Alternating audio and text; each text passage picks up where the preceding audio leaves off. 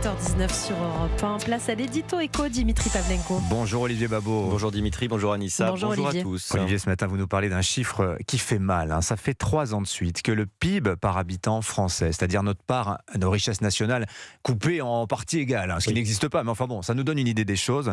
Elle est passée sous la moyenne européenne. Oui Dimitri, c'est le spécialiste des questions sociales Antoine Fouché qui attire notre attention sur ce chiffre dans les Échos. C'est brutal mais fidèle à la réalité. Alors une fois c'est un accident, 3 fois c'est une habitude. Et ça fait 3 ans que la richesse produite par habitant français est passée sous la moyenne européenne. Ça signifie que le français est en moyenne désormais plus pauvre que l'européen. Disons, pour adapter l'adage connu, quand on se regarde on s'inquiète, quand on se compare on panique. Certains diront que c'est un accident conjoncturel, ils ont raison. Alors on peut aussi se rassurer ou se consoler en remarquant qu'en médiane, notre PIB est toujours supérieur à la moyenne européenne, mais enfin, les chiffres traduisent plutôt une lente glissade continue, ce qui la rend peu perceptible et c'est un élément de problème. On ne se rend pas compte de ce qui se passe parce que notre décrochage se fait de façon progressive, comme la grenouille plongée dans une casserole. L'eau chauffe doucement, elle ne saute pas et elle finit bouillantée. Vous parlez d'un déclassement silencieux au final, Olivier. Exactement. Il y a 50 ans, nous étions au niveau de l'Allemagne. Rendez-vous compte, aujourd'hui, l'écart dépasse 11%. Le Royaume-Uni nous a rejoints malgré le Brexit. Les pays qu'on appelait du Club Med, Italie, Espagne, nous rattrapent peu à peu. Et la Pologne, il y a 20 ans, elle avait un niveau de vie inférieur de 60% à nous.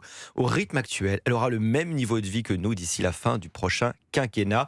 Nous devenons peu à peu le mauvais élève d'une Europe qui, elle, a fait les efforts pour mettre ses comptes en ordre et réformer son marché du travail. Et comment on en est arrivé là, Olivier ?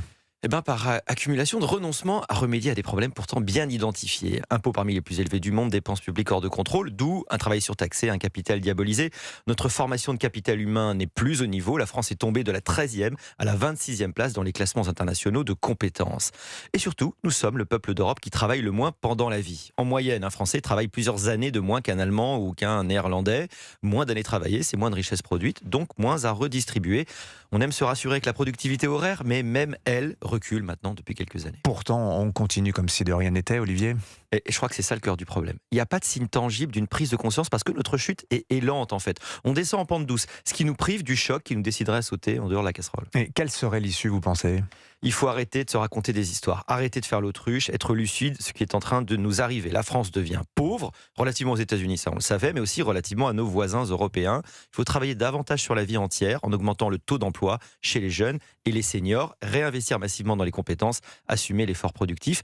Il y a urgence au sursaut pour nous sortir de la casserole. Signature Europe 1, Olivier Babot, merci beaucoup. Bonne Olivier. journée. Bonne journée.